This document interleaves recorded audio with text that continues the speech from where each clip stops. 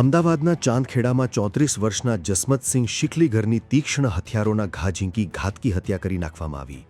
મૃતક ગાંધીનગરના પેથાપુરના રહેવાસી છે, જે ગત 12 મહિના રોજ સાંજે ઘરેથી મોટરસાઇકલ લઈને નીકળ્યા હતા, જે પરત ન ફરતા ઝુંડાલમાં એક સિમેન્ટ ફેક્ટરી પાસેના કાચા રસ્તા પરથી તેમની લોહી લુહાણ હાલતમાં લાશ મળી હતી. મૃતકની પત્નીનો આક્ષેપ છે કે અન્ય એક મહિલા સાથેના પ્રેમ પ્રકરણ અને પૈસા માટે થઈને તેના પતિને મોતને ઘાટ ઉતારવામાં આવ્યો છે.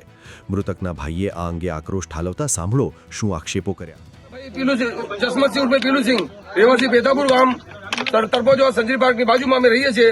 મારું ભાઈનું મર્ડર થયું છે ઝુંડાલ સર્કલથી આપણે સરોદો ટમલી એક્ઝેક્ટ પાછળ. આરોપી નામ હું જણાવું છું. એક છે સુરજીતસિંહ ઉર્ફે ટેટા, કાલુસિંહ ટાંક, રહેવાસી માણસા. બીજો એનો નાનો ભાઈ છે ગોવિંદસિંહ કાલુસિંહ ટાંક, રહેવાસી માણસા.